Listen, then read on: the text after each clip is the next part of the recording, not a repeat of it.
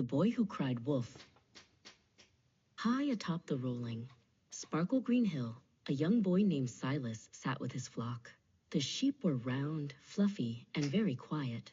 Silas had the important job of watching over them from sunrise until sunset, making sure they stayed safe and munching on the sweet clover. But Silas was not a patient boy. He found the clouds too slow and the grass too still. "Nothing ever happens up here," he groaned, kicking a pebble. He looked down at the village in the valley and hatched a naughty plan to stir up some excitement. Silas took a deep breath, cupped his hands around his mouth, and screamed as loud as he could. "Wolf! Wolf! There is a wolf chasing the sheep!" His voice echoed through the trees and bounced off the canyon walls, reaching the ears of the hard-working villagers below. Down in the valley, a kind farmer named Barnaby heard the cry. He dropped his heavy water bucket with a splash and grabbed his sturdy pitchfork. "Oh no, poor Silas is in trouble," Barnaby shouted, and he began to run up the steep hill as fast as his legs could carry him. When Barnaby reached the top, puffing and panting, he looked everywhere for a wolf, but all he saw were the peaceful sheep and Silas, who was rolling on the grass in fits of laughter. "I fooled you," Silas giggled. Barnaby frowned deeply and said, "Do not cry wolf, Silas, when there is no wolf." A few days later, the sun was hot and the hill was quiet once again. Silas felt that familiar itch of boredom.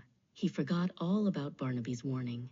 He stood up, took an even deeper breath than before, and wailed, "Wolf, help! The wolf is here!" Once again, Barnaby came racing up the hill, his boots thumping against the earth. He arrived out of breath, ready to protect the flock. But again, there was no wolf to be found. Silas just laughed and pointed. "You should have seen your face, Barnaby." Barnaby shook his head sadly.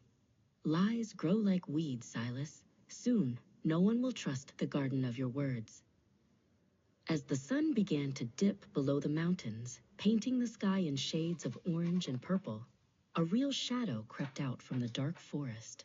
It was Lycos, a large gray wolf with hungry eyes and sharp teeth. Lycos saw the tasty sheep and began to prowl toward them.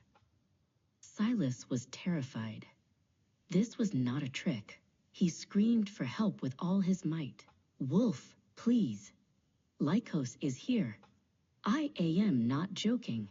He looked down at the village, hoping to see Barnaby running to his rescue.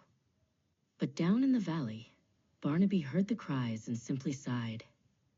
"Silas is playing his games again. We won't be fooled a third time." The next morning, Barnaby went up the hill and found Silas sitting alone, crying into his hands. Lycos had chased the sheep away into the woods.